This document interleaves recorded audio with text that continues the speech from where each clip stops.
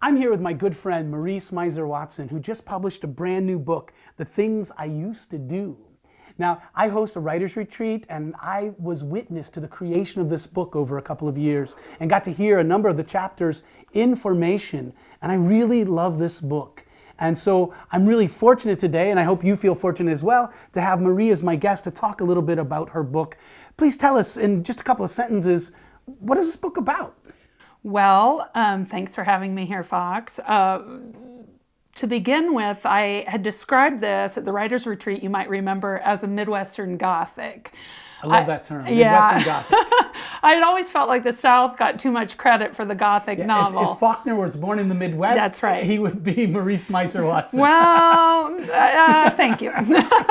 But I was wanting to use that very long-standing tradition of the Gothic novel, employ that, but kind of turn it on its head a little bit and use it in a coming-of-age setting. So this is a coming-of-age novel set in the summer of 1990, and where our protagonist, Maybelline, maybe best, is turning 13, which is a big, it's a big age, for a girl.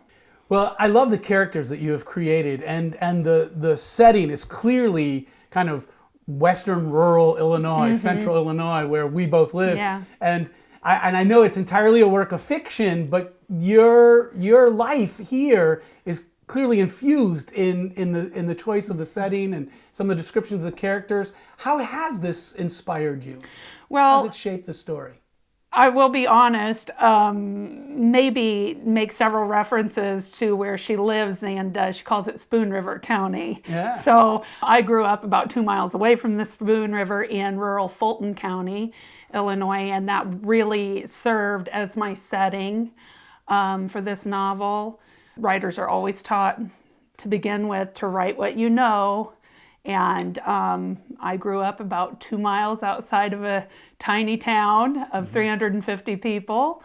And it was easy for me to fall into that, to tell this story through a backdrop that I not only know but also love. And so this really is my love letter to Fulton County. And it comes through. I fell in love with the characters. I fell in love with the setting. And you will fall in love with this story. I'm sure you will. Again, I was witness to the creation. I saw the various stages. But I think it came together so beautifully that you really get it. The work of writer is rewriting. And the final edit just sings all the way through. So what do you hope is the takeaway when someone reads this story? What do you hope that they take home with them? Yeah, that's a tough question. I'm going to tell you that.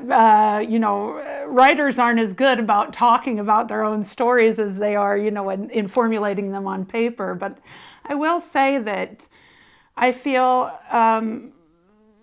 maybe is constantly in the story wanting to know, and nobody tells her. She's too young, she's a kid, nobody tells her, and when she finally does find out all of these things that she wanted to know, the takeaway is that be careful what you wish for, because now once you know, you can't unknow something. You can't go back. You can't go back. But what is this that maybe knows? Maybe you want to know? Check out Marie Smysor Watson's new novel, The Things I Used to Do, available at a bookstore near you or on Amazon. And you can get this book here at the Bishop Hill Creative Commons or check it out online. ThePrairieMadWoman.com. PrairieMadWoman.com.